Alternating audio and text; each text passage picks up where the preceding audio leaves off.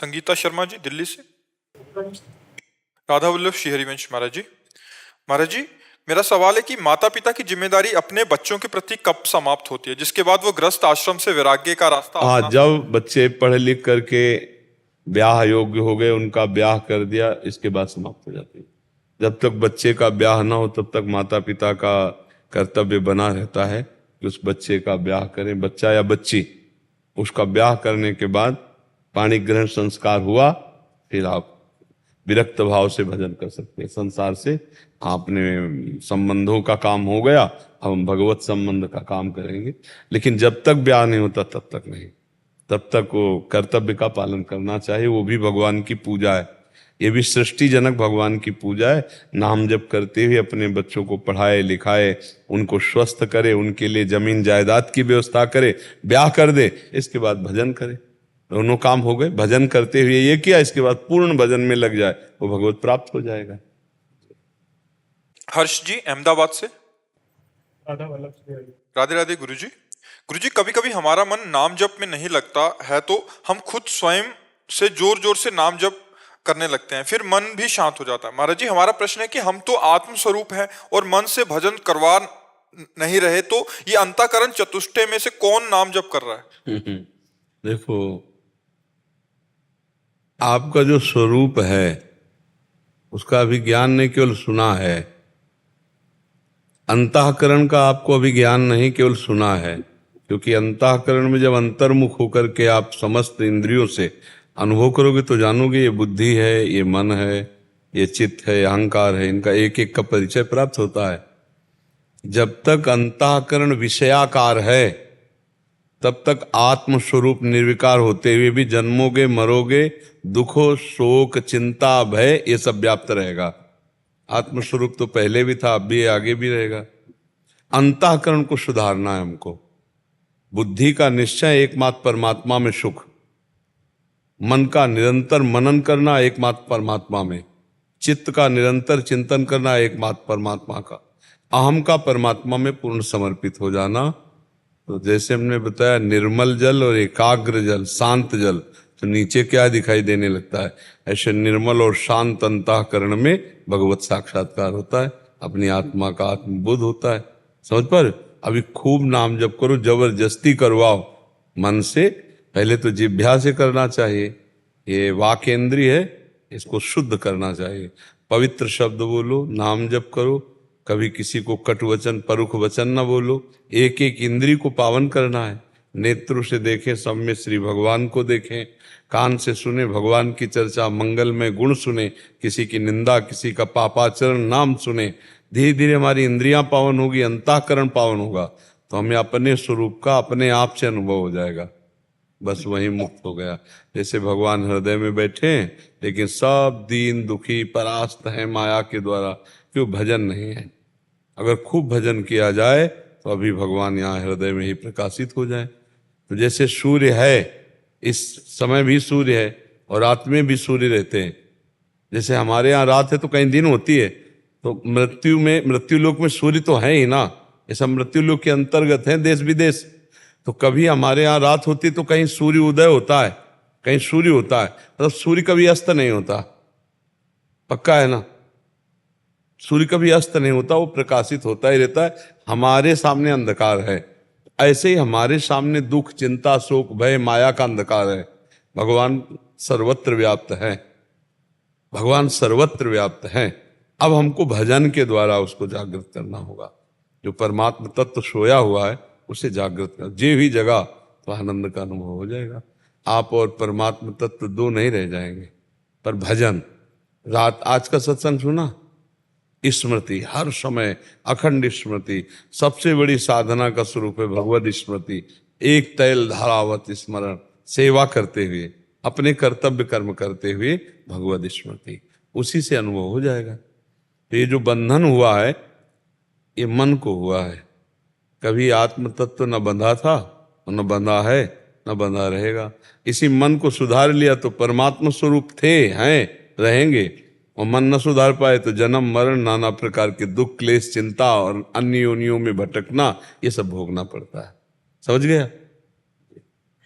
योगेश यादव जी प्रयागराज से। श्री हरिवंश महाराज जी मन हमें भोगों की ओर गलत कार्यों को करने के लिए प्रेरित करता है और हम ये कदाचित करना नहीं चाहते पर हो जाता है। ये एक ही शरीर में दो प्रकार की मनोवृत्तियां क्यों पैदा करता है देखो, महाराज जी? हम और मन दो अलग हैं? हाँ अलग है, दो अलग, आप और मन अलग है। हमारे मन को जो शासित करते हैं डिपार्टमेंट समझो, जैसे हमारा मन कहता है कि हम घड़ी ले लें, चुपचाप जेब में डाल लें, तो बुद्धि, वो मन नहीं, उस समय बुद्धि कहती है गलत है, चोरी, मारे जाओगे। और अगर बुद्धि मन से मिल गई, कहती हाँ जब उधर देखे तो चुपचाप जेब में डाल लेंगे। बुद्धि निश्चय करती है, निर्णय करती है, विचार करती है, मन संकल्प विकल्प करता है और चित्त उसका चिंतन करता है और अहम उस क्रिया को स्वीकार करता है, मैंने किया मैं करूंगा। आप उसमें नहीं हैं, पर इस समय आप अपने स्वरूप में नहीं हैं, मन में हैं, मन में तदात्म है, इसलिए आपका जन्म मरण हो रहा है, इसलिए आपको पाप पुण्य का फल भोगना पड़ेगा। तो जो हमारा मन विषयों की तरफ जा रहा है वो तुम्हारा ही नहीं जा रहा, सबका जा रहा है। जो आप कहते हो हम नहीं चाहते, गलत बात। हम जो नहीं चाहते वो कभी नहीं करते। हमारे अंदर जिसमें सुख भोग की, जैसे हम एक लाइन में पढ़ा शराब पीना महापाप है, कभी जिंदगी में न पिया, न कोई पिला सकता है, कोई पिला भी नहीं सकता, मार डालो फिर भी ऐसा नहीं होगा, क्योंकि हमें हमारी चाहत नहीं है। और जो अंदर अगर उसकी चाहत है, यार आपके अंदर सुख बुद्धि है तो आप उसे पी लेंगे। मांस खाना कभी नहीं हो सकता। जब तक हमारे अंदर सुख बुद्धि नहीं होगी बच्चा, तब तक हमसे कोई कार्य नहीं होने वाला। आप देख लो, हम चाहते हैं कि गलत हमसे ना हो, लेकिन हमारी अंदर से सुख बुद्धि उसमें है कि इसके भोगने से सुख मिलेगा, इसलिए हमसे पाप बन जाते हैं। विचार करके देखो, ऐसा ही है ना। हमारी बुद्धि में एक निर्णय आता है, दो बुद्धि के विभाग हैं, एक सुमति एक कुमति। सुमति कुमति सबके उर राही, नाथ पुराण निगम असकाही। जहां सुमति तहां संपत्ति नाना, और जहां कुमति तहां विपत्ति निधाना। जहां हमारी बुद्धि में सुमति है वो निर्णय करेगी सही, और जहां कुमति है वो गलत निर्णय करेगी। गलत निर्णय वाली बुद्धि मन के साथ मिल गई तो हमारे ना चाहते हुए भी गलत हो जाएगा। अगर हमारी बुद्धि निर्णय नहीं करेगी, गलत सही में स्थित रहेगी, तो मन चाहता रहे फिर भी कुछ नहीं कर सकता। बुद्धि ही सही का निशान लगाती है, और बुद्धि और मन को आप देख रहे हैं। अब आप निर्णायक हैं, बुद्धि ने कहा ये गलत है तो आपको मान लेना चाहिए गलत है, नहीं करूंगा, फिर मन कुछ नहीं कर पाएगा। अब बुद्धि ने गलत कहा और अंदर से है कि इसमें सुख मिलेगा, तो आप बुद्धि की बात काट देंगे और आप वो क्रिया कर बैठेंगे। जो हम लोग कहते हैं कि हम चाहते नहीं फिर भी गलत हो जाता है, ऐसी बात नहीं है। हमारी अंदर सुख भोगने की चाहत है तभी हमसे गलत होता है, नहीं जिन बातों को हम नहीं चाहते वो बातें हमारे जीवन में कभी नहीं हो सकती, कभी नहीं हो सकती। समझ पा रहे हो बच्चा? तो हमें थोड़ा नाम जप करके अपनी सुमति को जागृत करना है और कुमति को नष्ट करना है। विभीषण जी कह रहे तौर कुमति बसी विपरीता, रावण से तुम्हारे हृदय में कुमति बस गई, इसलिए विपरीत आचरण करते हो, तुम नष्ट हो जाओगे। विपरीत आचरण करने वाला ज्यादा दिन नहीं टिकता हो, फिर नष्ट हो जाता है। वो कोई न कोई ऐसा फंसाव फंसेगा। नष्ट हो जाने का मतलब है जेल चला जाएगा, कोई भयानक रोग हो जाएगा, मृत्यु हो जाएगी, एक्सीडेंट, कोई न कोई भयानक अपराध बनेगा, उसका फल उसे भोगना पड़ेगा। तो इस कुमति को सुधारो, इसीलिए अध्यात्म में खूब नाम जप करो। नाम जपने से बुद्धि शुद्ध हो जाती है। शुद्ध बुद्धि ठीक निर्णय करती है। ठीक निर्णय सही मार्ग, सही मार्ग सुखी जीवन। पाप करने वाला कभी कोई सुखी या शांत या आनंद में नहीं हो सकता बच्चा। सब दुखी, क्लेश, अशांति को प्राप्त होते हैं। और कुछ लोग तो समझ ही नहीं पा रहे कि हमसे पाप हो रहा है, बस चले जा रहे हैं, क्रियाएं होती चली जा रही, पाप में या पुण्य में, उनको मतलब नहीं कि पाप हो रहा है या पुण्य हो रहा है। समझ पा रहे आप? नाम जप करो, नाम से बुद्धि शुद्ध हो जाती। शुद्ध बुद्धि ठीक निर्णय करती है। ठीक निर्णय करने वाला सही मार्ग पे चलता है। सही मार्ग वाला ही सुखी, संतोषी और शांत पुरुष होता है। प्रमोद दिल्ली से। राधे राधे से। राधे राधे गुरुदेव, आपके चरणों में कोटि कोटि प्रणाम। गुरुदेव, क्या हम बाथरूम में फोन लेकर जा सकते हैं? उस फोन में आपके श्री वचनों को सुन सकते हैं? बाथरूम में चला के रख सकते हो, हाँ चला के रख सकते हो कि आप अपना शौच स्नान आदि कर रहे हैं और सत्संग सुन रहे हैं, उसको कहीं ऊंची जगह में रख दिया और पवित्र होके फिर छुआ। क्योंकि फोन ऐसी चीज है कि उसको हर जगह प्रयोग किया जाता है। अगर वो शौच की स्थिति में आपने उसको स्पर्श किया तो फोन अपवित्र हो जाएगा।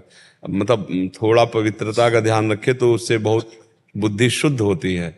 अब आजकल पवित्रता का ज्ञान नहीं रह गया लोगों को। अरे वो तो उसमें शौचालय में ही, शौच में ही, गुरुदेव स्टैंड पे रखा रहता है। हाँ ऐसे ऐसे ठीक है। आप जब गए पहले उसे चला के रख दिया जो सुनना है, और आराम से शौच स्नान हुए और पवित्र होकर फोन लिया, बाहर आ गए, कोई बात नहीं, ऐसा किया जाए।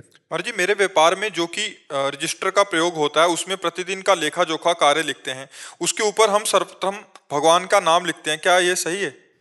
अब उस नाम को अगर बाद में अमनिया करके यमुना जी पहुंचावे, गंगा जी पौंचावे या तो भाई जैसे वो काफी समय तक तो रखी रहती हैं, 2 साल 4 साल 5 साल, उसके बाद फिर अभी तो वैसे रखी हूँ तो उनका मतलब आग लगा सकते हैं या फाड़ के। हाँ ऐसा कर सकते हैं। आप भगवान का स्वरूप है अग्नि, आप ऐसा, क्योंकि हमारी प्रार्थना है कि आप लोग सावधान सब रहें, भगवान के रूपों का, भगवान के नाम का अपमान न हो। जैसे लोग नाम छपवा देते हैं, ऐसे गली कूचे में पड़े रहते हैं कार्ड, ऐसे भगवान का नाम लिख दिया झोला में, थैली में, और वो सब ऐसे मान लो रद्दी कागज में आपने बही खाते बेच दिए तो फिर वो फिर अपमानित होगा ना। इसीलिए ग्रंथ का सम्मान करो, भगवान के रूप का सम्मान करो, चित्र का सम्मान करो, नाम का सम्मान करो, तो भगवान देख रहे हैं ना, उसी से मंगल होता है। मंगल भवन की कृपा भगवान। देखो हमारे यहाँ यही बहुत असावधानियां हो रही हैं कि अपने नाम रोशन के लिए भगवान की छवियां पोस्टर में लगाकर और अपनी दुकान चलाने के लिए भगवान के नामों का प्रयोग कर, यहाँ तक कि जैसे छोटी मोटी वस्तुएं खाने पीने की हैं उनमें भी नाम भगवान, तो जैसे कई तरह के ऐसे भगवान नामों का प्रयोग है, तो संभाल करके हमारे धर्म का विषय है। हम अपने धर्म को पहचाने, हम अपने धर्म को बहुत सस्ता ना समझें, अपने धर्म का अपमान स्वयं न, ये धर्म का अपमान है। हमारे मान लो पोस्टर में लगा दिया भगवान की छवि, इसके बाद जब पोस्टर उखाड़ के फेंका तो गिर जाता है ना। अब कोई उसे भगवान के रूप में थोड़ी देखता है, तो हम ऐसे छवि बहुत सावधानी रखें, भगवान नाम भगवत रूप इनको संभाल कर पूजनीय भाव से हम रखें जी। ऋषिकेश दास जी गुजरात से। श्री हरिवंश राधे राधे महाराज जी, दंडवत प्रणाम। महाराज जी, किसी भी शास्त्र को पढ़ने समझने जीवन में उतारकर उस शास्त्र का साक्षात्कार करने के लिए आवश्यक बातें कौन सी हैं? पहला ब्रह्मचर्य, दूसरा गुरुजनों का दृढ़ आश्रय, तीसरा भगवत स्मृति परायण, चौथा अभिमान नाना दैन्यता, पांचवा पूर्ण समर्पित होकर भगवत शास्त्र का स्वाध्याय करना। मेरे में मति नहीं है, आप स्वयं प्रकाशित होकर हमें समझाइए। अगर ब्रह्मचर्य ठीक नहीं है, शास्त्रों का अर्थ, तभी तो उल्टा सीधा बोलते रहते हैं लोग, नहीं प्रवचनों में उल्टा सीधा बोलते रहते, क्योंकि ब्रह्मचर्य ठीक नहीं है, गुरुजनों का आश्रय दृढ़ नहीं है, स्वयं गुरु बन बैठे, गुरुजनों का आश्रय दृढ़ नहीं है, अहंकार है, विद्या का अगर अहंकार है तो फिर शास्त्र का अर्थ उल्टे ही समझ में आएगा। विद्या रूप महत्व कुल धन जौवन अभिमान, सट कंटक देखे जहाँ राहे न भक्त निदान, राहे न भक्त निदान स्वांग सब नगर नारी के, विषयीन हाथ बिकाए न रिझवन भतार के। भगवत रसिक जी कहते हैं विद्या का, रूप का, कुल का, धन का, यौवन का अपना महत्व अभिमान है, उसके अंदर ये 6 बड़े बड़े कांटे हैं, भक्ति महारानी प्रवेश नहीं करती। और जब तक दैन्यता नहीं आएगी तब तक शास्त्रों का भाव समझ में नहीं आएगा। शास्त्रों के लिए ब्रह्मचर्य, अहंकार का त्याग करके दैन्यता, और इसके लिए गुरुजनों का दृढ़ आश्रय। कोई भी शास्त्र हम तभी समझ सकते हैं जब हम विज्ञ महापुरुषों से सुने। प्रथम सुने भागवत भक्तमुख भगवत वाणी, जो भगवत स्वरूप महात्मा जन हैं, जिन्होंने शास्त्रों के एक एक शब्द का स्वाद लिया है और साक्षात्कार किया है, वो जब बोलेंगे, उनके मुख से सुनेंगे, तब शास्त्र का रहस्य हमारे हृदय में प्रकाशित होता है। तो अहंकार रहित होकर दैन्य भाव से गुरुजनों का आश्रय लेकर के शास्त्र को उस समय साक्षात भगवान का स्वरूप मानकर स्वाध्याय किया जाए, तो शास्त्र ही तुम्हारी बुद्धि में बैठ करके वो अपना अनुभव करा देगा। जब तक ब्रह्मचर्य नहीं, गुरुजनों का आश्रय नहीं, अहंकार का त्याग नहीं, दैन्यता नहीं, और शास्त्रों में भगवत भाव नहीं, तब तक नहीं। शास्त्रों में भगवत भाव देखना हो तो गुरुवाणी का कैसे सम्मान करते हैं सिख भाईजन, ये देखिए आप। अगर शास्त्रों का सम्मान देखना है तो वहां देखिए कैसे गुरुवाणी का सम्मान, चंवर डुलाते हुए, हाथ जोड़कर ऐसे गुरुवाणी जी का पाठ करते हैं, हाथ जोड़कर खड़े होकर। और जब गुरुवाणी जी चलती है तो आप देखो कितना समुदाय उत्सव आनंद मनाते हो। हम अपने ग्रंथों को, अपनी सद्वाणियों को कैसे विचार करके देखिए कि मतलब कैसा आदर का, ऐसे पढ़ा ऐसे रख दिया, वस्त्र के द्वारा आवेष्टित भी नहीं है और किसी वस्त्र का आसन भी नहीं दिया, तो भला शास्त्र उसके हृदय में स्फुरित होगा, शास्त्र का भाव स्फुरित होगा। तो शास्त्र तभी समझ में आते हैं। श्री सुखदेव जी एक बार केवल भगवान व्यास देव जी ने पढ़ा, सब याद हो गया, क्योंकि बाल्यावस्था से बैरागी, ब्रह्मचारी और भगवत स्वरूप में स्थित। तो शास्त्र ये सब भगवत स्वरूप है। आजकल जो त्रुटियां हो जाती हैं उसके यही कारण है, ब्रह्मचर्य की हानि, गुरुजनों के प्रति दृढ़ आश्रय नहीं, अहंकार का त्याग नहीं, दैन्यता ने, शास्त्रों को भगवत स्वरूप न मानना। इन कारणों से शास्त्रों का रहस्य, शास्त्र बहुत गुप्त है। शास्त्र जैसे कहता है कि आप उत्तर की ओर चलो, अब इसके बाद जो मुड़ना है वो नहीं बोलेगा, वो गुरु बोलेगा कि उत्तर की तरफ से पश्चिम की तरफ मुड़ना, फिर सामने जाकर फिर उत्तर की तरफ चलना है। अब वो सीधा उत्तर की तरफ चलेगा, नहीं पाएगा, शास्त्र का रास्ते नहीं। जैसे पहले राजा लोग अपनी संपत्ति को छुपाने के लिए भूल भुलैया का मार्ग रखते थे और इसके बाद वो संपत्ति का स्थान रखते थे, तो उस मार्ग को वही पार कर सकता है जो उसका ज्ञाता है, अन्यथा वो घूमता रहेगा, वो संपत्ति तक नहीं पहुंच पाएगा। तो जो रसमय ग्रंथ हैं, जो भगवत स्वरूप ग्रंथ हैं, इसके आचार्य और गुरुदेव ही ज्ञाता हैं। अगर उनके चरणों में उनकी आराधना करके तो आप संपत्ति तक पहुंच पाएंगे, शब्द ब्रह्म का अनुभव कर पाएंगे। नहीं तो आप केवल ऐसे बोलते रहिए, ना आपको समझ में आएगा और ना दूसरों के समझ में आएगा। वो बस बैठे हैं, बस सुन के चल दिए, आप सुना दिए, और अंतर ना आप में पड़ा ना सामने वाले में पड़ा, क्योंकि आपने अनुभव ही नहीं किया। अनुभव गम्य भजें जय संता, जब अनुभव करके बोला जाता है तो फिर ऐसे मौन रहे, बोले ना, जब बोले तो हृदय की ग्रंथि खोले, तब माना गया कि शास्त्र का स्वाध्याय हुआ है। वो तभी होगा जब हमारा निरंतर भगवत चिंतन दैन्य भाव से, गुरु चरण आश्रय बहुत आवश्यक है। और आजकल सबसे ज्यादा घाटा इसी बात का हो रहा है कि गुरु चरणों का आश्रय नहीं रखा जाता। अहंकार इतना प्रबल हो जाता है कि हम स्वयं बहुत जल्दी अपना प्रचार प्रसार करते हुए सिद्ध बनना चाहते हैं, इससे बहुत बड़ी हानि हो जाती है। गुरु चरणों की दास्ता के बिना ना पाई है बिन स्वामी अकेले, यहां तक लिख दिया विपिन बसत बैराग जित जो लड़काई खेल। अगर वृंदावन वास कर रहा है, बड़ा तपस्वी है, बड़ा बैरागी है, लेकिन स्वामी जी महाराज के चरणों का आश्रय नहीं लिए, आचार्य गुरुजनों का आश्रय नहीं लिए, तो ना पाई है, ना पाया है और ना आगे पाएगा, बिन स्वामी अकेल। ये इसीलिए गुरु चरण, आप उपनिषदों को देखो पढ़ के, 12-12 वर्ष केवल सेवा करवाई और इसके बाद एक शब्द बोल दिया, तुम प्राण नहीं हो, तुम मन नहीं हो। छांदोग्य उपनिषद में देखो, तब वो चिंतन किया। तो ये 12 वर्ष सेवा क्यों करवाई? अधीनता, गुरु की अधीनता आई कि वस्तु का प्रकाश हो गया। तो शास्त्र तभी समझ में आते हैं जब गुरु प्रसन्न हो, गुरु की अधीनता हो। यहां तक वर्णन आया कि पढ़ाया भी नहीं, चारों वेद स्फुरित हो गए। आपने पढ़ा होगा महाभारत में, आप पढ़कर देखिए, ऐसे महापुरुषों के चरित्र आते कि पढ़ाया भी नहीं गुरु ने। और सामवेद आदि जितने वेद है, ऋग्वेद, यजुर्वेद, अथर्ववेद, सामवेद, ये चारों वेद उसके हृदय में अरे गुरु महिमा बड़ी अमोघ है। गुरु चरण आश्रित होकर के सब बात बन जाती है, अहंकार का भी नाश हो जाता है, संयम नियम भी बन जाता है। और आज का जो समय चला है ब्रह्मचर्य के लिए बहुत हानिकारक है। इस समय ब्रह्मचर्य की सबसे ज्यादा हानि हो रही है। और बिना इंद्रिय संयम के फिर नरसिंह मेहता जी कहते, काछ वाछ मन निश्चल राखे, धन धन जननी तेरी रे। लंगोटी का पक्का, जबान का पक्का और मन का पक्का, तभी वो माया पर विजय प्राप्त करता है। काछ वाच मन निश्चल राखे, धन धन जननी तेरी रे। बड़ नर सैया दर्शन पावा। बोले ऐसे बड़े भाग्य जो ऐसे के दर्शन हो, लंगोटी का पक्का, जवान का पक्का और मन का पक्का। ये 3 बात है, ये 3 बात का सन्यासी है जो वाणी से मौन का आश्रय लिए, शरीर से निष्क्रियता को प्राप्त हो रहा है और मन से संकल्प रहित, वही परम सन्यासी है। तो इसलिए हमें गुरुजनों का आश्रय लेकर शास्त्र का अर्थ समझना चाहिए। वो शास्त्र स्वयं अनुभव में आ जाएंगे, साक्षात्कार हो जाएगा जब हम ऐसे चलेंगे। आप समझ पा रहे जी? डॉक्टर सत्या सारस्वत जी आगरा से। राधे राधे महाराज जी, आपके चरणों में कोटि कोटि नमन। गुरुदेव, मैं 1997 से 2013 तक ध्यान योग मार्ग का अनुसरण किया। 2013 से 23 तक ज्ञान योग के मार्ग पर चला और वहां से के मूल स्रोत तक पहुंचने की चेष्टा होती गई, किंतु सफलता नहीं मिली। पिछले 1 वर्ष से आपके बताए नाम जप का अनुसरण करने पर लाभ हुआ।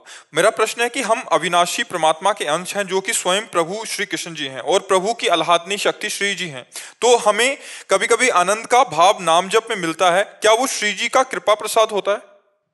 आप देखो, सब जीव परमात्मा स्वरूप हैं, लेकिन कैसे? तरंग के जैसे, समुद्र जैसे नहीं। समुद्र में करोड़ों असंख्यों तरंग हैं, समुद्र करोड़ों असंख्यों तरंग प्रकट करता है, पर एक तरंग समुद्र प्रकट नहीं कर सकती। ऐसे हैं हम भगवत स्वरूप, हैं तो भगवत स्वरूप ही, भगवान के अंश हैं तो हम भी भगवत स्वरूप हैं, लेकिन हम ऐसे भगवत स्वरूप हैं तरंग जैसे। समुद्र है हमारे प्रभु और उनकी तरंग है हम। अगर हमारे में वायु विकार नष्ट, तरंग में वायु विकार नष्ट हो जाए तो समुद्र हो गया ना। अगर माया विकार नष्ट हो गया तो हम भगवत स्वरूप हो गए। लेकिन समुद्र से करोड़ों असंख्यों तरंग निकलेगी, लेकिन तरंग एक समुद्र को प्रकट नहीं कर सकती। इतना अंतर हमारे और परमात्मा में भगवत स्वरूप होने पर भी है। तो ये जो हमें प्रभु का नाम जपने पर, प्रभु की शरणागति, प्रभु के लीला गुण गायन, प्रभु की सेवा से आनंद मिलता है, ये सच्चा आनंद है, ये विशेष कृपा है। और आप खुद अनुभव कर रहे हैं कि आप अन्य मार्गों का अवलंबन करके जो अनुभव नहीं कर पाए, वो आपको कुछ समय में ही नाम जप से आनंद का अनुभव। और ये हम गारंटी लेते हैं कि आनंद के अनुभव की बात जाने दो, सीधे आनंद समुद्र में डूब जाओगे यदि निरंतर नाम जब चलने लगा। अव्याव्रत भजनात्, एक भी श्वास खाली ना जाए। तो जो ज्ञान प्रयास करने पर आप नहीं समझ पाए, वो ज्ञान आपके अंदर जागृत हो जाएगा। जो ध्यान प्रयास करने पर भी नहीं सफलता प्राप्त हुई, कुंडलनी जागृत हो जाएगी। वही ध्यान में आप निरंतर रमण करेंगे। नाम में बड़ी अमोघ सामर्थ्य है। ये हम केवल प्रवचन नहीं कर रहे, ये हमारा जीवन हम आपको बता रहे हैं। ये जो हम नाम की बात बार बार करते हैं ना, ये खूब दौड़ भाग करके सब मार्गों का अवलंबन करके तब हम बोल रहे हैं बैठ कर कि भैया अगर समझ में आवे तो पकड़ लो। हरि भज छाण न मान नर्तन को, मति मंछे तिल तिन धल को। बस जीवन का सबसे बड़ा कार्य हरि भज हरि।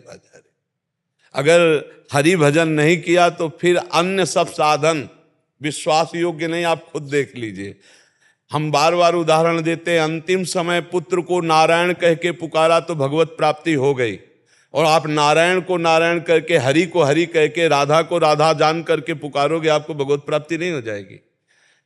पूतना ने दूध में जहर मिला के पिलाया मारने के लिए, तो उसे भगवत प्राप्ति हो गई। आप दूध में चीनी मिलाकर प्यार से पिलाओगे ठाकुर जी को, ठाकुर जी आपको भगवत प्राप्ति नहीं करा देंगे। सेवा, सुमिरन, स्वाध्याय, लीला गुण गायन, निश्चित भगवत प्राप्ति हो जाती है। आप लगो, इसी में खूब ध्यान से लगो। श्री जी के हेतु की कृपा है जो उन्होंने घसीट लिया, नहीं तो जीवन का जीवन पूरा व्यर्थ हो जाते हैं।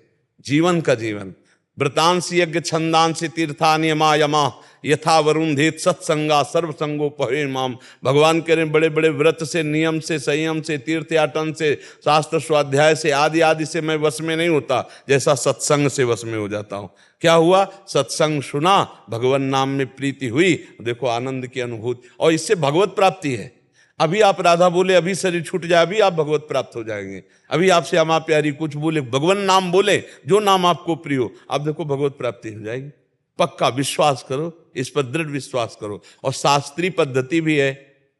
कृतयुगे ध्यायते विष्णुम तेतायाम यजतै मखई द्वापरे परिचर्यायाम कलौ तद्धरि कीर्तनात्। कलयुग में परम सिद्धि भगवान नाम जप से, भगवत कीर्तन से होती है। बस इसमें एक थोड़ा सा अभ्यास कर ले अपने को दैन्य भाव में। तृणादपि सुनीचेन तरोरी से सुनना अमानना मान देन कीर्तन या सदा हरि। जो दूसरों को मान देता, स्वयं अमानी रहता, अपने को नीच समझता है और वृक्ष के समान सहनशील होता है, ऐसा नाम जापक बहुत जल्दी भगवत प्राप्ति कर लेता है। और नाम जप कर रहे हैं, संतों की निंदा कर रहे हैं, वैष्णव का अपराध कर रहे हैं, अहंकार कर रहे हैं, इधर उधर के प्रपंच, फिर वो चलनी में गैया दो है और दोष दैव को दे हरि गुरु कहे न माने अपन। अब मान लो चलनी में गाय दुहे कह दे हमें दूध पीने को नहीं मिलता, तो भैया पात्र आपका सही होना चाहिए तो उसमें दूध आ जाएगा। बोले हम नाम जप कर रहे हैं लेकिन आनंद नहीं मिल रहा, तो कहीं ना कहीं छेद है भैया, उस छेद को बंद कर लो तो आनंद अभी उत्पन्न हो जाए। जो 5 ज्ञानेंद्रियां मन सहित भोगों में जा रहे हैं, उनको देखो कोई गंदा आचरण हो रहा है, कोई गंदा आचरण है, उसको बंद कर दो, आनंद आ जाएगा। बस नाम जप से, ये सर्वोपरि बात हम आपको कह रहे हैं, हृदय से कह रहे हैं, नाम से बढ़कर कुछ नहीं है। जिसने नाम में लगन लगा दी वो सिद्ध हो गया। आप इतना समझो, जिनको राम कहना नहीं आता था और मरा मरा कहे वो सिद्ध हो गए, तो तुम राम राम कह के कैसे सिद्ध नहीं हो सकते? तुम श्याम श्याम कह के कैसे सिद्ध नहीं हो सकते? पर इस पर विश्वास नहीं होता। खास बात है कि आप कठिन साधनों की तरफ तो आपको मन लगेगा, लेकिन सहज सरल परमानंद प्रदान करने वाले नाम का निरंतर चिंतन करें, ऐसा कोई भाग्यशाली होगा जिसको विश्वास हो जाए। और विश्वास हो गया तो भगवत प्राप्ति हो गई। खुली बात है, नाम जप से भगवत प्राप्ति निश्चित। अगर 100 बार नाम जप किया है और आपको भगवत प्राप्ति नहीं हुई किन्हीं कारणों से, तो अगली बार जो होगा वो 99 से नहीं शुरू होगा, वो 100 के ऊपर शुरू होगा। इतना महामहिम नाम है। एक तो नाम जप करने वाले को दुर्गति ही नहीं, नामे भक्ता प्रणश्यति भगवान कहते हैं। पर अगर कोई ऐसी चूक भी हो जाए तो जहां से भजन रुका है वहीं से भजन उसका चलेगा, भजन कभी नाश नहीं होता। आप 10 वर्ष नाम जप किए, आपके भागवतिक बैंक में जमा, वो आपको परम मंगल परम पद प्रदान करेंगे, हानि नहीं हो सकती, आपका कभी किसी भी तरह से अमंगल नहीं हो सकता। नाम जापक सदैव परमानंद को प्राप्त करता है। जितने बड़े बड़े सिद्ध महापुरुष हुए हैं वो गुरु प्रदत्त मंत्र और नाम से ही हुए हैं। महाराज जी, आपकी कृपा से वाणियों का भी अध्ययन करता हूँ। कभी कभी वाणी पाठ विशेषक श्री 84 जी में अर्थ समझ ना आने पर भी आनंद का अनुभव होता है। हाँ, हमें लगता है अर्थ समझने की अभी कोशिश ना की जाए। जैसे जो हमारे वृंदावन नित्य विहार के जो वाणी हैं, जो सद ग्रंथ हैं, इनको जब तक देह भाव है, स्त्री पुरुष भाव है, तब तक हमें लगता है गायन करना चाहिए, अर्थ नहीं पढ़ना चाहिए, अर्थ का चिंतन नहीं करना चाहिए, क्योंकि ये चिदानंद का प्रेममय विलास है। चिदानंद में 5 भौतिक शरीर नहीं होते, जैसे आपके हमारे 5 भौतिक शरीर है, स्त्री पुरुष चिन्ह है, चिदानंद में नहीं होते। अब चिदानंद को, विलास को अगर हम 5 भौतिक देहधारी स्त्री पुरुष मान करके देखें तो बहुत बड़ा दोष हो जाएगा।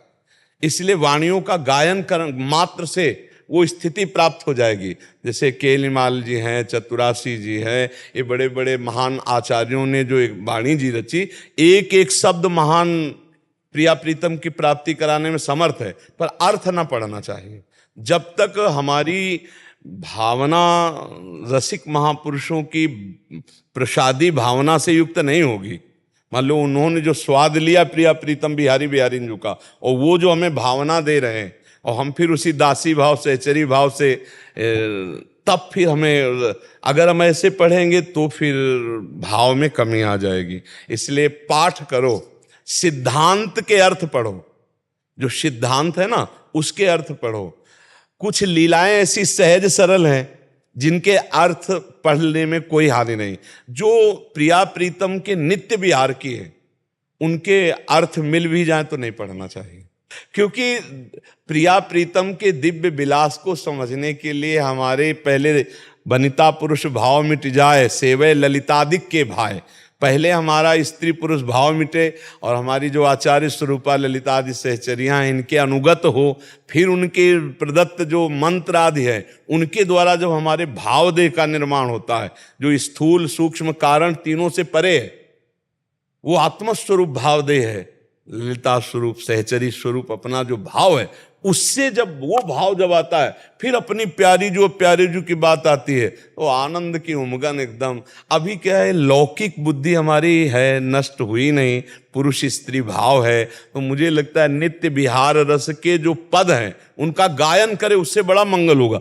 अर्थ में कहीं उसकी बुद्धि पार्थिव ना हो जाए, पार्थिव बुद्धि ना हो जाए, क्योंकि सच्चिदानंद में ये विलास है नहीं, और पार्थिव विलास बुद्धि सच्चिदानंद में भी पार्थिव देखेगी तो उसमें दोष हो सकता है। क्योंकि नित्य विहार रस तो बहुत ही ये सिंगिनी का दूध है। नित्य विहार रस के लिए भगवत रसिक जी लिखा है सिंगिनी का दूध है, या तो बच्चा के पेट में या कुंदन में, कहे बच्चा के पेट और घट करे विलासल, या तो बच्चा आचार्य शरणागत होकर उनके अनुगत होकर, और दूसरा ऐसा कोई है नहीं कि साधन बल से वो इन महापुरुषों के भाव को प्राप्त हो, बिना महापुरुषों के शरणागत हुए, उनके कृपा प्रसादी, उनकी चरण रज के बिना ये भाव तो दुर्लभ। इसीलिए अंगुलियों में गिने जा सकते हैं रसिक जन, रसिकों की भीड़ थोड़ी होती है रसिकों की भीड़ नहीं होती। तो आप देखो अंगुलियों में गिले जा सकते हैं। तो इसलिए बहुत कृपा है जो आप वाणियों में लग रहे हैं, पर अर्थ की तरफ से उतना अर्थ जहां विलासिता को समझ में ना आवे तो छोड़ दो, पदों का गायन करो, आगे खुद श्री जी समझा देंगी। राधा नाम और राधा वल्लभ श्री हरिवंश नाम दोनों को नाम जब को दिनचर्या में एक साथ लगा सकती है। हाँ बिल्कुल कर सकते हो, बिल्कुल कर सकते। जैसे राधा वल्लभ श्री हरिवंश नाम जप कर रहे हो, आपका मन भाग रहा है तो आप फंसा दिया राधा राधा राधा राधा राधा, फिर भी भाग रहा है तो कोई पद उठा लिया चतुरासी जी का, कोई पद गायन कर रहे हैं, फिर लौटा के लाए राधा वल्लभ श्री हरि। कुछ इसको नवम नवम चाट पड़ी है मन को। चतुर उपासक जो इसको फंसाना जानता है, इसको जैसे एक में लगाओ राधा राधा राधा, तो थोड़ी देर में उब जाएगा। अब राधा राधा राधा में उब रहा है तो अब इसको पद दो, पद में लगा दिया, पद से उब रहा है तो मंत्र में लगा दिया, मंत्र से उब रहा है तो राधा वल्लभ श्री हरिवंश में लगा दिया। अच्छा कुछ नहीं यार तो आप कीर्तन कर रहे हैं। हमको फंसाना है। अभ्यास योग युक्तेन चेतसा नान्यगामिना, हमें ऐसा अभ्यास करना है कि हमारा चित्त प्रभु से विलग होने न पावे। कभी वाणी गायन कर रहे हैं, कभी नाम जप कर रहे हैं, कभी मंत्र जप कर रहे हैं, और कभी कभी ठसक में भी बैठा करो, मैं प्रभु का हूं, मैं श्री जी का हूं। आश्रय अगर अंदर से हो गया तो ठसक आने लगेगी। जैसे हम लोगों में एक ठसक रहती है, हमारे माई श्यामाजू को राज, एक ठसक रहती है, एक गर्व रहता है, एक अभिमान रहता है, हम अपने आचार्य के, हम गुरुदेव के, हम प्रियाजू के, हम श्यामाजू के, एक ठसक रहती है ऐसी ठसक। हाँ ये आएगी, अभी नहीं है क्योंकि अभी पूर्ण शरणागति भाव नहीं। ये जैसे मीरा जी की ठसक है, मेरे तो गिरधर गोपाल दूसरा, ये ठसक आ जाए, हमारी लाडली जो, हमारे प्यारे जो, हमारी प्यारी जो, तो एक गर्व होता है। आप हमारे ब्रजवासियों में और प्रेमियों में आप ये नजर डाल के देखना, सब साधन एक तरफ, उनके अंदर एक गर्व मिलेगा आपको। श्यामा प्यारी कुंज बिहारी राधा वल्लभ श्री हरिवंश, एक ठसक मिलेगी, एक अभिमान मिलेगा उनको अपने इष्ट का, अपने आचार्य का, अपने गुरुदेव का। यही अभिमान जो है सब अभिमानों को चूर करके श्री जी के नजदीक ले जाता है।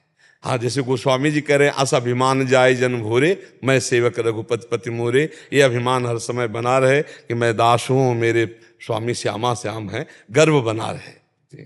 लीलाधर केला जी, राधे राधे महाराज जी।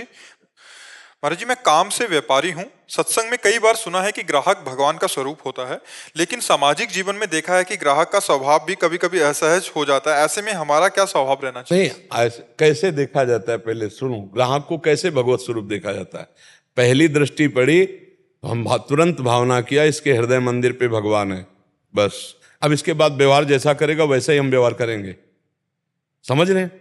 वो नम्रता से बात कर रहे हैं, हम नम्रता से बात करेंगे, कठोरता से बात कर रहे हैं, हम कठोरता से बात करेंगे। मान रहे हैं हम उसे भगवत स्वरूप ही, पर व्यवहार में नहीं। हमारी बात को पकड़ पा रहे हो? ऐसा नहीं कि आप भगवान, ऐसा नहीं। भीष्म जी के सामने विपक्ष में भगवान है तो ललकार कर युद्ध कर रहे हैं कि नहीं कर रहे? हमें तो भावना करनी, उनके तो सामने भगवान है। और भीष्म महाभागवत है ना, महाभागवत। हम में उसको प्रति भगवत भाव। अब जैसे कोई दुष्ट आता है तो हम तो भगवत भाव करेंगे, इसके बाद हम व्यवहार उसके साथ वैसे करेंगे जिससे, अब दुष्ट ऐसा व्यवहार थोड़ी समझ पाता है, दुष्ट ऐसा व्यवहार नहीं समझ पाता। विनय न मानत जड़द जल, गए 3 दिन बीत, बोले राम सकोप तब, बिन भय होए न प्रीति। जहां दुष्टता का है वहां ऐसे नहीं चलता व्यवहार, वहां पे कठोर नजर की जाती है, पर है उसमें भी भगवान, इसमें कोई संशय नहीं। पर हम व्यवहार में, बर्ताव में, एक साधु स्वभाव का आता है उससे, एक दुष्ट स्वभाव का आता है तो उससे वैसा व्यवहार, तभी तो आप संसार में प्रवीण भक्त बनेंगे। और अगर ऐसे तो फिर नहीं चल पाएगा। ऐसा करो या ना करो, अंदर से दृष्टि डालिए, भगवान आए। जब चोर रूप से भगवान आएंगे तो डंडा रूप से पूजा होगी, अगरबत्ती जला के नहीं होगी। आप ये समझ लो। भगत रूप से भगवान आएंगे तो वैसी हम पूजा करेंगे, और जब वो चोर रूप से आएंगे तो डंडा रूप से, जब दुष्ट रूप से आएंगे तो धक्का मुक्की की पूजा होगी। फिर ऐसे थोड़ी आगे आदर भगत वाली होगी। यही विवेक रखना है। हाँ, सांप रूप से भगवान आ रहे हैं तो हम साष्टांग थोड़ी दंडवत होंगे, डंडा से बाहर करो। बात समझ रहे हो? नहीं, अब ऐसा नहीं कि ग्राहक उद्दंडता कर रहा है, मनमानी कर रहा है आपके मेरे भगवान, तब तो लुट जाओगे, फिर नहीं समझ पाएगा। हाँ, फिर नहीं समझ पाएगा कि भगवान आए हैं, यही निकाल बक्सा से पैसा, तो हालियो भगवान ले जाओ, फिर तो नहीं चल पाएगा। हाँ, भगवान अगर दुष्ट रूप रख करके आ रहे हैं, चोर रूप रख करके आ रहे हैं, तो हम डंडे से उनका स्वागत करेंगे, पक्का समझो। तभी आप समझ पाओगे। इस व्यवहार में जो रोल मिला है उसको समझना होगा। सब में भगवत भाव करना है, पर जैसा जो आचरण कर रहा है उसके साथ वैसा ही व्यवहार। जैसे हमारे पास अधिकारी जन भी आते हैं, अब हम कहते हैं उनसे भी कि सब में भगवान देखना है। तो मान लो बॉर्डर में है, अपने देश की रक्षा में आतंकवादी आ रहे हैं, तो ये थोड़ी कि सब में भगवान है, लेकिन तुम इस रूप में आ रहे हो तो गोली रूप से पूजा होगी तुम्हारी। बस यही बात समझ। वहां ये नहीं कहा कि भगवान, तो तुम्हारी गोली मार दी जाएगी और तुम्हारी सेवा में त्रुटि हो जाएगी। तो ये बात समझ गए अब ना, कि अभी दुखी हैं आप है? हाँ, समझ के खेल खेलना है। आप जैसे रूप में आओगे नाथ, वैसे ही हम आपका पूजा करेंगे, वैसे ही आपका स्वागत करेंगे। पर हो आप, इसमें अंतर नहीं है। मुनाफा तो ले सकते हैं ना? क्यों नहीं? मुनाफा व्यापार कर रहे हैं तो किसके लिए कर रहे हैं? गुरुजी, तो मतलब जो जिस भाषा में बात करे उससे उसी भाषा में वहां ग्राहक की बात चल रही है। हमें चाहिए कि पहली, जैसे हम भक्ति मार्ग में चल रहे हैं तो पहले हम उपेक्षा करते हैं, सब में भगवत भाव करके, लेकिन एक सीमा है। जैसे आप मान लो आपको कोई उद्दंडता पूर्वक एक बार क्षमा है, दोबारा कर रहा है तो फिर समझा दिया।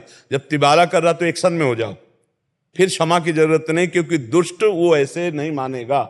सठे साठ्यम समाचरेत, दुष्ट के साथ वैसे ही व्यवहार तब वो समझ में आएगा। हाथ जोड़े आप खड़े रहो तो आपका उपहास करेगा, आपकी अवहेलना करेगा। इसलिए एक सीमा तक सहना, कोई बाबा जी तो हो नहीं, एक सीमा तक सहना, इसके बाद फिर उसका उत्तर दे देना है। अगर उत्तर पे नहीं समझ में आ रहा है तो हमारी भारत सरकार कानून व्यवस्था की है, आप कानून की सहायता लीजिए और उसका दंड विधान उसका कानून करेगा। अगर उद्दंडता ज्यादा करता है तो फिर सहन करने की जरूरत नहीं। एक नम्रता व्यवहार, एक शालीनता के लिए अगर पहली कोई गलती करता है तो हम उसे क्षमा करते हैं, दूसरी करने की चेष्टा करता है तो समझा देते हैं, तीसरी गलती करने तो उसको दंड विधान लागू कर ही देते हैं। क्योंकि ज्यादा क्षमा करने पर वो उद्दंडता बढ़ाता चला जाएगा और आपके सिवा वो औरों के साथ भी उद्दंडता करेगा। तो उसको दंड देना अनिवार्य है, क्योंकि दंड से ही अपराधी के अपराध का मार्जन और अपराध को रोका जा सकता है। क्षमा के द्वारा ज्यादा अपराध को रोका नहीं जा सकता। क्षमा मतलब हम जैसे साधु महात्मा हो तो बात ठीक है कि भाई जैसी परिस्थिति हो हम क्षमा ही करेंगे, लेकिन आप गृहस्थ हो, मान लो आप जा रहे हो गली से, एक बार छेड़ा, हंसी मजाक की, आपने क्षमा कर दिया तो दूसरी बार ज्यादा उद्दंडता, तीसरी बार वो और उद्दंडता करेगा। तो हमको उसको तीसरी बार का चांस नहीं लेना, हमको उसको जरूर न जरूर दंड विधान लागू कर देना। क्योंकि आजकल क्षमा लायक आचरण वाले लोग बहुत कम हैं। उद्दंडता को शासन विभाग के द्वारा ही शासित किया जा सकता है। स्वयं दंड ना दे, क्योंकि स्वयं दंड देने पर कानून में हमारे द्वारा भी अपराध बन जाता है। जो हमारी कानून व्यवस्था है, तो ऐसी स्थितियों में हम कानून का सहयोग लें। आजकल तो मोबाइल रहता है, तुरंत नंबर करो और पुलिस का सहयोग मिल जाता है, ऐसा है। पर ज्यादा सहन करने की जरूरत नहीं है। पर ये हम दुष्ट पुरुषों के लिए कह रहे हैं। अपने से पूज्य पुरुष, जैसे घर में आप सास ससुर है, उनके साथ ये व्यवहार मत लागू कीजिए। क्योंकि अगर वो वयोवृद्ध हैं तो उनकी बुद्धि शिथिल हो गई है और वो थोड़ा कटु वचन बोलते हैं, तो आपका कर्तव्य है कि उनको समय पे भोजन दें, समय पे उनकी व्यवस्था करें और उनकी कटु वचनों को ना सुने। क्योंकि उनकी स्थिति जो वृद्धावस्था होती है ना, इसमें स्थिति थोड़ा बुद्धि कमजोर हो जाती है। आप सेवा करोगे वो आपको कटुवचन करेंगे, आप सेवा करोगे वो आपकी निंदा करेंगे कि कुछ नहीं करती, पर आपको सहना होगा और उनकी सेवा करनी होगी। ये हम बात कह रहे हैं जो दुष्ट स्वभाव के लोग होते हैं उनकी। हाँ, अगर ऐसी कहीं दुष्टता पाई जाए किसी में भी तो विरोध कर देना चाहिए। अगर ऐसी दुष्टता पाई जाए तो फिर विरोध कर देना चाहिए। पर असमर्थता में वो अगर ऐसी है तो हमें उन सेवा करनी चाहिए, अपने पूज्य जनों की, अपने गुरुजनों की, वृद्ध जनों की। अमित जी, राधे राधे। महाराज जी, आपके चरणों में कोटि कोटि प्रणाम।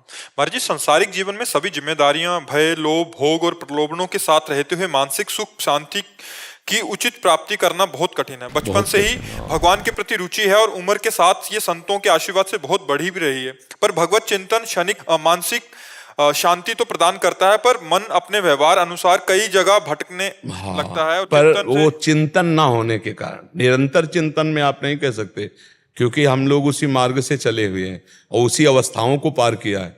11, 14, 15, 16, 17, 18, 19, 20, 21, 22, यही तो सब अवस्थाएं हैं उद्दंडता की। तो ये सब पार किए, मन को देखा भी। वो तब हमको परेशान करता है जब भगवत चिंतन रहित हम होते हैं। हमारा भगवत चिंतन से सुख लेने का भाव हटकर जब हम विषय भोगों का चिंतन करते हैं, खास बात चिंतन में सुख होता है बच्चा। जैसे हम कह रहे हैं राधा राधा राधा, हमारा चिंतन भोग का चल रहा है, भजन चल रहा है, लेकिन सुख नहीं मिलेगा।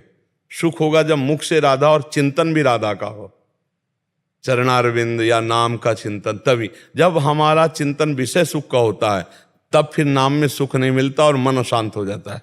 आप समझ पा रहे? महाराज जी, जैसे गृहस्थ हूँ, बेटा है, पत्नी है, जिम्मेदारियां हैं कई चीजों में, तो वो भोग की तरफ सिर्फ नहीं है, कई सारा भय भी है उनके प्रति। बच्चा वो सब भोग के अंदर ही आता है। जितनी कामनाएं वो सब काम के अंदर आती है, जितनी बात आती है वो सब विषय के अंदर आती है, सब भोग के अंदर आती है। कुछ धर्ममय भोग हैं, कुछ अधर्ममय भोग हैं। भोगों का तात्पर्य एक जनेंद्रिय के भोग से ही नहीं होता, हर इंद्रियों के भोग से होता है। तो हम बहुत धैर्यवान बनकर अपने कर्तव्य का पालन कर रहे हैं। जो हमारे आगे समस्याएं हैं उनका निदान करने के लिए हम नाम जप करते, तो हम विवेकवान हैं, हम कोई संसारिक आदमी नहीं। पहले तो छोड़ो कि आप संसारिक गृहस्थ हो, आप भगवान के भक्त हो, आप विवेकवान बनकर हर समस्या का समाधान हो सकता है। कौन सी ऐसी समस्या आज जो संकट में फंसा सकती है, आप हमें बताइए। अगर हम संकट की रचना करेंगे तो संकट में फंस जाएंगे, नहीं कोई संकट नहीं। अपने अनुसार बेटी बेटा को पढ़ाओ, अपने अनुसार बेटी बेटा की योग्य वर और कन्या देखो और ब्याह करो। अब वहां आपकी स्थिति है लाख में, अब देखोगे करोड़ों में तो परेशान तो हो ही जाओगे। आप अपनी स्थिति के अनुसार चलो तो सुख की प्राप्ति होगी। और भगवान को उनको करोड़पति बनाना है तो बना ही देंगे। अपने जीवन के लिए भगवान ने दिया है ना, कुछ खेती होगी, कुछ व्यवस्था भगवान ने दी है। कुछ नहीं दी है तो हम लेबरी करके 500 रुपया तो ला सकते हैं, परिवार को चला सकते। चिंता क्या करना, हम लेबरी करते हुए नाम जप करेंगे, नाम कीर्तन करते हुए अंदर अंदर हम लेबरी करेंगे, 500 रुपया ला के घर परिवार को चलाएं। चिंता क्या करना, आगे पूरा विश्वंभर पूरे विश्व को चला रहा है, तुम्हारे परिवार को भी वो पोषित करेगा। आज शरीर न रहे तो क्या परिवार तुम्हारा पोषित नहीं होगा क्या? विचार करके देखो। वही है जो मतलब वो चिंतन से चिंता की तरफ मन जो जाता है। नहीं, बिल्कुल चिंता, सत्संग से ही चिंता का नाश होता है। आप सत्संग के वचनों को बार बार सुने और उसको अपने हृदय में धारण कर। चिंता क्या करना, भगवान हर व्यवस्था करते हैं। जब आपको अनुभव होने लगेगा ना, तो आप भी यही भाषा बोलने लगेंगे जो हम बोल रहे हैं कि चिंता नहीं करनी, हर व्यवस्था वो कर देते हैं। कैसे हम तुम्हें बताएं, पूरे जीवन में कदम कदम पर उनकी कृपा को देखा है, उनकी कृपा को देखा है, हर कदम देखा है। लाखों घटनाएं ऐसी हैं जो भगवान के भरोसे हो जाने पर जो धन से नहीं किया जा सकता था, वो उनकी कृपा से सर से हो गया। भगवान का बहुत बड़ा बल है बच्चा। अपने लोग अहंकारी जीव हैं, इसलिए भगवान का बल नहीं रखते, अपने आप सब व्यवस्था हो जाती है। तो हमें लगता है भगवत आश्रित हो जाओ, खूब अपने कर्तव्य का पालन करो, चिंता न करो, नाम जप करो, सब आनंद रहेगा। पर ये संसार के जीव अहम में स्थित होने के कारण चिंता परायण रहते हैं, शोकग्रस्त हो जाते हैं। समझ में आ रही है आपकी बात? भगवान पे छोड़ के बस नाम जप। अपने कर्तव्य को करते रहो, कर्तव्य को करते रहो और नाम जप करते रहो। कर्तव्य को ना छोड़े। कायर बनने की बात हम कभी नहीं कहते, कर्तव्य का पालन करो।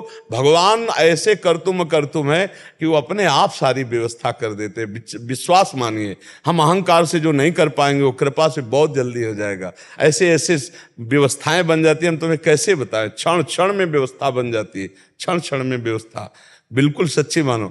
नरसिंह मेहता जी देखो, उनके चरित्र को पढ़ के देखो, और भक्तों के भक्तमाल तो भरी पड़ी गृहस्थ चरित्रों से। इसलिए भगवान आश्रित होकर के भगवत चिंतन परायण रहो, चिंता मत करो, सब ठीक हो जाएगा। और ये भी ध्यान रखो, इसका नाम मृत्यु लोक है, यहाँ सब कुछ नाश होगा। दोनों बातें हम आपको बता रहे हैं कि ये भी ध्यान रखो, इसका नाम मृत्यु लोक है, यहाँ शाश्वतम सब नाश होगा। दुखालयम अशाश्वतम, यहाँ सब मरेगा, सब नष्ट होगा। इसलिए पहले से तैयार रहो।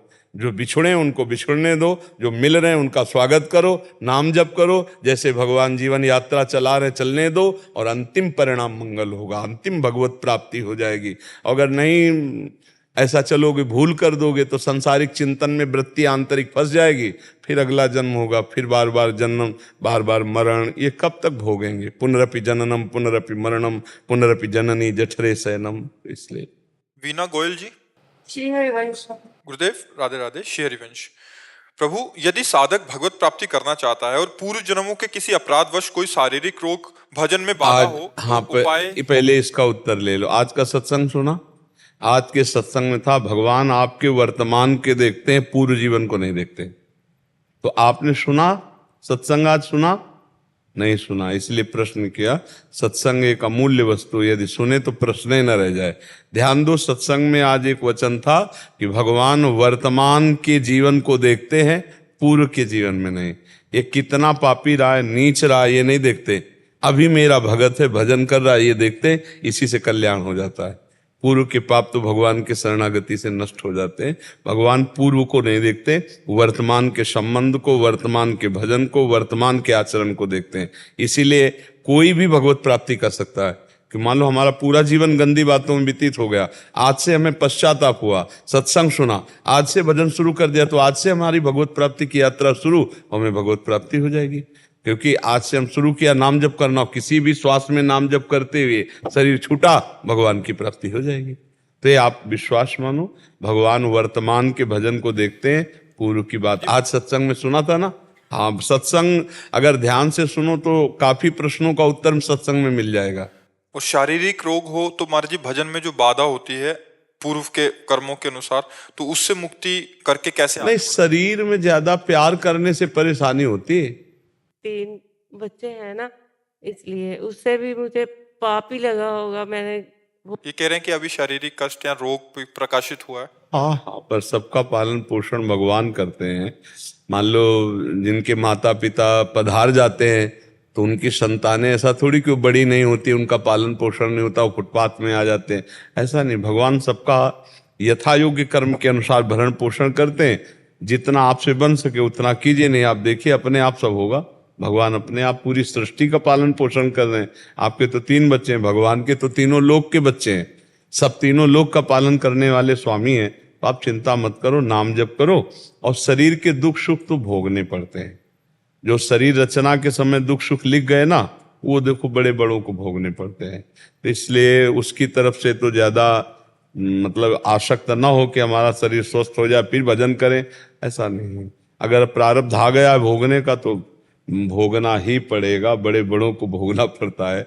अगर मन में भगवान का भजन ना हो तो शरीर के कष्टों में इतना दम है कि जीव मृत्यु मांगने लगता है। तो हमें लगता है कि अगर नाम जप हमारा चलता रहा तो हम हर कष्ट सह जाएंगे, नाम जप नहीं चला तो फिर बड़ा कष्ट। संसार फिर यही तो भोग हैं, नाना प्रकार के रोग, नाना प्रकार की विपत्तियां, नाना प्रकार के संकट कष्ट देते हैं। इसलिए चिंता न करे, नाम जप करे, तो उसी से सहने की सामर्थ्य आ जाएगी और उसी से परिवार का भी वो सब पोषण करते हैं, सब व्यवस्था करते हैं। के कारण ये सब कुछ ना हो रहा हो। भ्रूण हत्या हुई है हमारे द्वारा, तो कहीं इसी के कारण तो नहीं हो।